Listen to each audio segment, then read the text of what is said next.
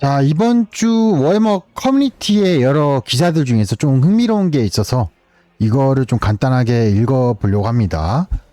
아마게돈 설정을 다룬 그런 기사 3부인데 가즈쿨의 웅장한 계획이라는 제목의 그런 기사입니다.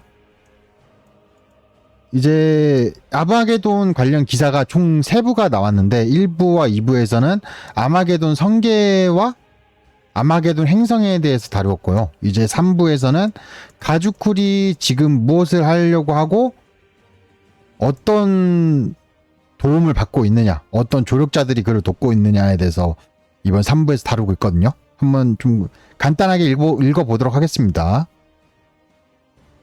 그럼 한글 번역을 좀 할게요. 먼저. 오크의 아마게돈 심공은 갑자기 나타난 듯 보였다. 그리고 어떤 면에서는 그랬지만 어떤 면에서는 좀 달랐다.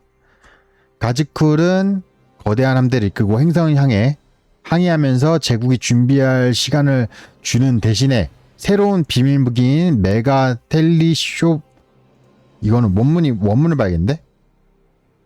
그의 새로운 무기 메가 텔리쇼카, 진짜로 그랬네요. 번역이 제대로 된 거였군요. 단어 자체가 이상했던 거였네. 메가 텔리쇼카에 눈을 돌렸다. 이것은 상상 불가해할 정도로 엄청나게 거대한 장비로 오크 천재, 세기의 오크 천재들이 모여서 만들어낸 희대의 걸작품이었다. 바로 이 장치를 통해서 이 행성을 통해서 야릭이 거의 죽을 뻔했던 행성을 완전히 산산조각 낸 다음 그는 이 장비를 통해서 오크 함대 전체를 아주 상상도 못할 정도로 먼 거리를 지나 아마게돈 성계 심장부로 던졌다. 전송했다. 참고로 아마게돈이 거의 죽을 뻔했다라는 행성은 따로 기사가 있어요.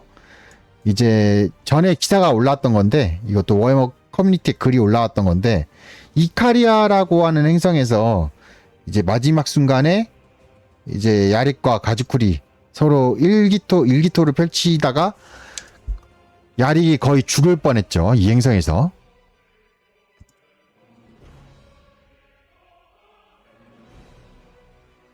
다시 번역기를 좀 돌리죠. 이게 메가 텔리 쇼카, 발음이 참 해괴한데 아무튼 그 장치입니다. 보면은 이게 오크의 킬크루자라고 하는 함선인데 킬크루자가 스페이스서클을 제외하면 오크의 함선들 중에선 제일 체격이 큰 함선에 속합니다. 그런데 그 제일 체격이 큰 함선조차도 이 관문에 비하면은 그렇게 크지가 않아요. 그러니까 이게 얼마나 거대하고 무시무시한 장치인지를 알 수 있는 그런 아트가 되겠습니다. 아무튼 메가 텔리쇼카의 아이디어는 악명 높은 배드문 워로드 나즈드렉. 참고로 나즈드렉이라고 하는 이 워로드는 여러분들 중에서 기억하시는 분들도 있을 수 있을 거예요.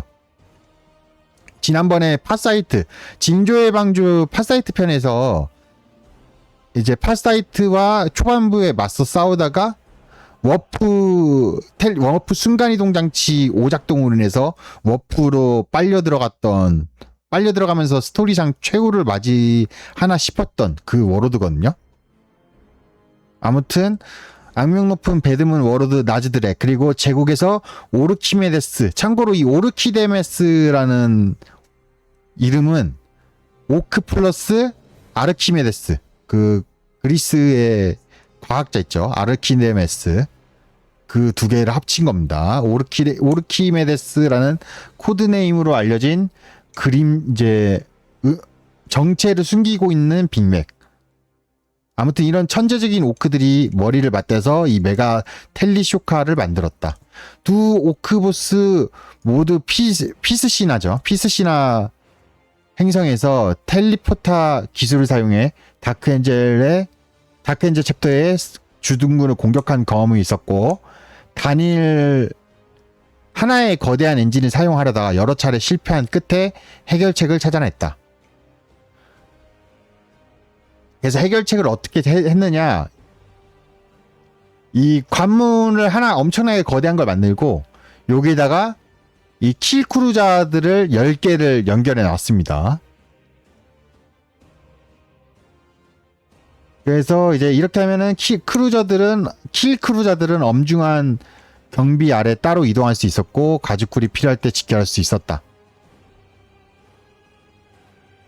이들의 정렬은 즉석에서 수정될 수 있어 수백만 마리의 오크를 단단한 암석으로 순간 이동시키지 않고 설령 재미있게 폭발한다고 해도 전체 배열이 파괴되지 않았다. 이건 좀 원문을 좀 봐야겠네요. 이게 자동 번역이라서 좀 잘 안 되는 경우가 있기 때문에.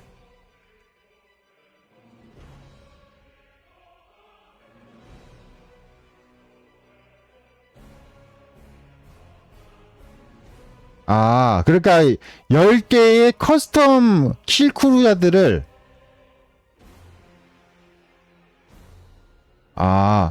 이 거대한 관문에다가 10개의 킬크루자들을 연결해서 이 거대한 메가 텔리쇼카라고 하는 이 기계를 가동시킨다. 그런 거네요. 그래, 이렇게 하면은 이제 설령 이것 중에 하나가 터져도 나머지는 그냥 계속 무사히하게 돌릴 수 있고, 그리고 또 필요하면은 언제든 해체해서 다시 뭉칠 수도 있고, 그렇다는 뜻이네요. 그리고 이것은 당연히 오크들한테 놀라운 천재적 계획이었고 성공했다.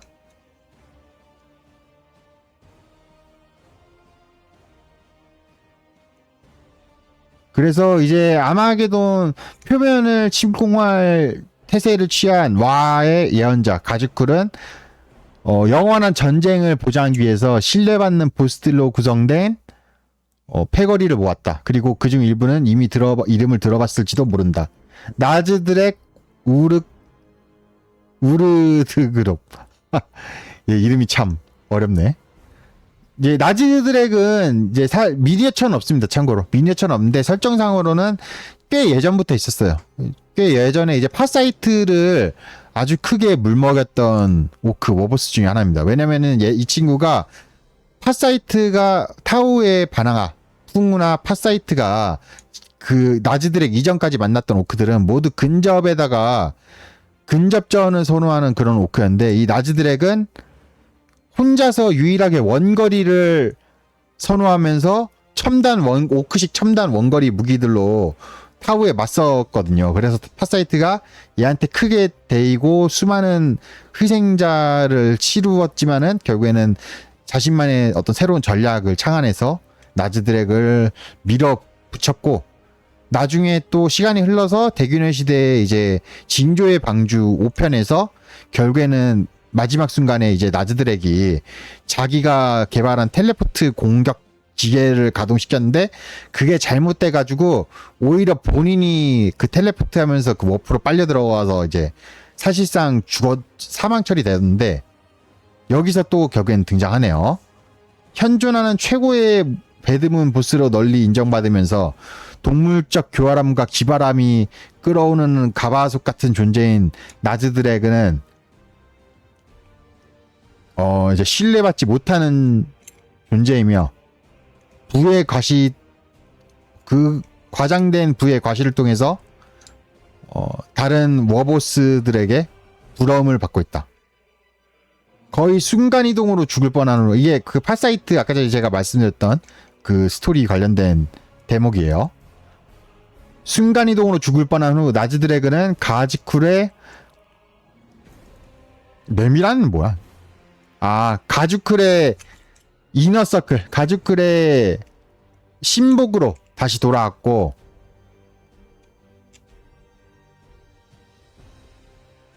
그래서 이제 워로드 오브 워로즈, 그러니까 이제 워크 워로드들 중에서도 5도짜세 워로드 가죽쿨의 가장 유능한 보스로 인정받게 되었다. 그래서 지금 현재 이 나즈드렉은 이제 좀 혼자 떨어져서 한 제국의 광산 행성으로 가 있다고 합니다. 그리고 이 광산 행성에는 워로드 타이탄이 한 대 잠들어 있다고 합니다. 그래서 나즈들에게 원하는 거는 이 잠들어 있는 워로드를 캐내가지고 자신의 걸어다니는 왕자실, 자신의 걸어다니는 집무실로 삼을 생각이라고 하네요. 워로드 타이탄을 자신의 개인 집무실로 삼으려고 한다니 대단한 오크네요. 보스 스니크로, 얘는 참고로 미니어처가 있습니다.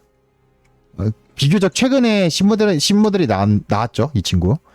악명 높은 레드스컬 코맨도의 보스 스니크롯은 수년간 적도 정글은 아마게돈 행성에 있는 정글이에요.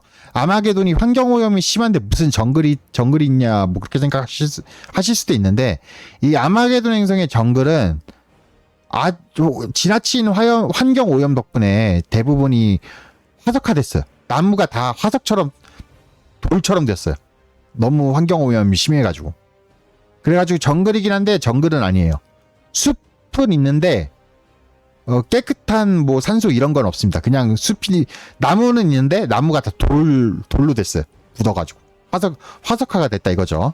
아무튼 수년간 적도 정글에 숨어 있었으며 등장할 때마다 제국군에게 혼란을 일으키고 적들의 총이 그에게 겨누어지기 전에 나무 속으로 숨어 사라진다. 스니크롯 자신도 때때로 가주쿠를 위해서 행성을 떠나 비밀 임무를 수행하지만은 그의 코만도는 여전히 적도 정글의 가장 큰 위협이며 스니크롯이 영원히 사라졌다는 보고가 있을 때마다 뭐지?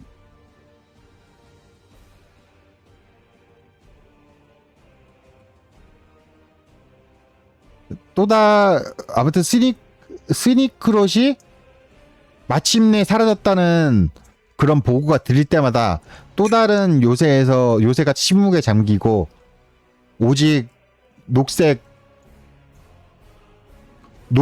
흔적만 목격되었다는 그런 보고만 남겨졌다. 뭐 암살자 친구입니다. 참고로 오크가 암살자라니 좀 말이 안 되는 것 같긴 한데 코만도 오크라서 그래요. 코만도 오크는 이제 오크들 중에서 약간 군인 놀이에 심취한 애들입니다. 해병대 놀이에 진심인 애들이에요. 그래가지고 얘들은 일반 오크들과는 다르게 군기강이 빡세고 약간 자신만의 어떤 그 해병대스러운 어떤 장기에 좀 특출납니다. 그 중에서도 스리크롯은 암살과 그런 거, 매복 그런 거에 좀 특화된 친구고요. 오르키메데스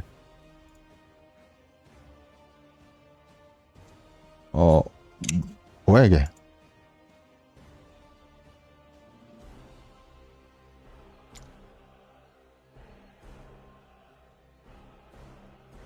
섹터 지휘부와 와치포트리스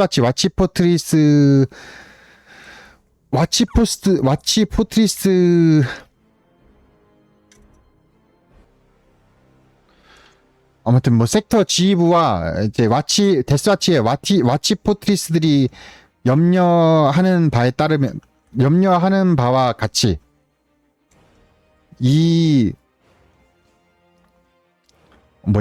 사악한 빅맥, 일명 오르키메데스를 알려진 이 사악하고 천재적인 오크 빅맥에 대해서는 아무도 정체를 알고 있지 못한다.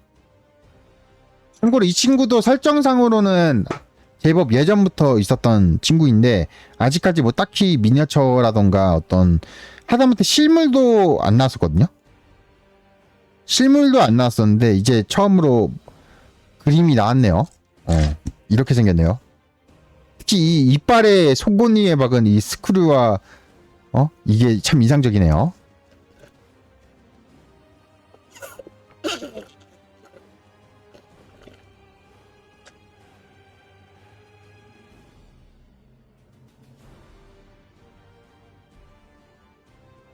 아무튼 그래서 이 오르키메데스를 본 적도 없고 그를 제거할 기회조차 없었다.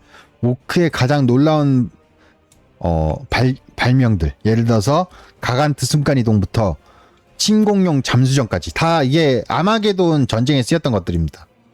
아마게돈 3차 전쟁 때 이제 가즈쿨이 가간트들을 궤도에서 지표면으로 순간 이동시키고 그리고 또 하이브 도시를 공격할 때 잠수정을 썼어요. 오크들을 태운 잠수정으로 해안가 상륙해서 해안가에서 공격을 했는데 특히 잠수정이 참 이게 전례 없었죠. 사실 이제 해상 그러니까 바다에서의 어떤 움직임은 워해머 4만에서는 거의 없었거든요. 미니어처도 단 한 번도 없었고 설정상 언급도 사실 어떤 해양의 어떤 함선이라던가 바다에 띄우는 배라던가 혹은 잠수정 이런 것들은 거의 언급이 없었는데 이 오르키메데스가 그런 아마게돈 3차 전쟁 때 거의 처음으로 잠수정을 사용했습니다. 설정상. 아무튼 그래서 단순한 빅맥이 아니라는 점이 데스아치의 임무를 더욱 어렵게 만들 수도 있다. 여러 킬팀이 그의 암살에만 투입되었지만 아직까지 누구도 근접하지 못했다. 그리고 아마 가주클의 조만간 찾아올 새로운 침공이 만들어낸 혼란 속에서 성공할 가능성은 더욱 낮아질 것이다. 우그로 글리츠 트프 많은 오크보스들이 아마게돈 3차 전쟁 절정기에 아마게돈을 떠나 아마게돈 전쟁에서 벗어났지만은 빅맥 글리츠투프는 이제 남아서 하이브 템페스토라를 장악했다. 그는 변덕스러운 기분과 사소한 위반을 저지른 보이즈들한테 분노를 표출하는 경향이 있었다. 그래서 제국군뿐만 아니라 자신의 보이즈들에게도 공포의 대상이 되었다. 하지만 직결 처형에 대한 만연한 두려움 때문에 템페스토라에 숨어있던 많은 오크들이 그의 휘하 아래 통제되고 있다. 사실 오크가 약간 그런 기질이 있죠. 오크가 약간 어떤 좀 자신의 어떤 고통에도 둔감하다 보니까 타인의 고통과 죽음에도 그냥 좀 둔감한 경향이 있죠. 그래서 오크들끼리는 서로 싸움과 팀킬이 만연한데 그런 싸움과 팀킬이 만연한 오크들의 눈에 보았을 때도 얘는 좀 선이 넘는 친구. 그렇게 보시면 되겠습니다. 얘는 그런 좀 잔인하고 팀킬을 밥 먹듯이 하는 오크지만은 그런 오크의 어떤 기준으로 봤을 때에도 얘는 좀 선을 넘는 놈이었다. 설정상. 그래서 이제 와의 예언자가 아마게돈으로 돌아온다고 하니까 얘도 이제 하이브 템페스토라에서 벗어나서 벗어날 기회일지도 모른다. 그리고 이제 커다란 아트가 하나 있어요. 거대한 오크 스페이스 헐크가 앞장서서 거대한 오크 함선들을 선봉에서 이끌면서 제국 함선들을 들이받으려고 하는 그런 아트네요. 아무튼 그래서 이번 주죠. 이번 주. 당장 내일이죠, 내일.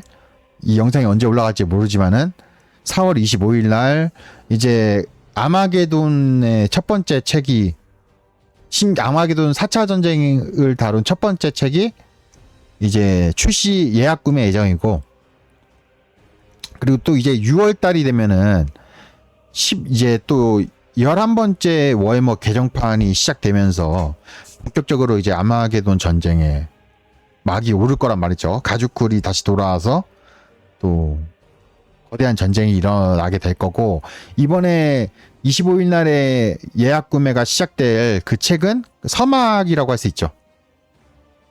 아무튼 뭐 또 아마게돈 전쟁이 또 다시 시작되려고 하는데 설정이 어떻게 될지 참 기대가 됩니다.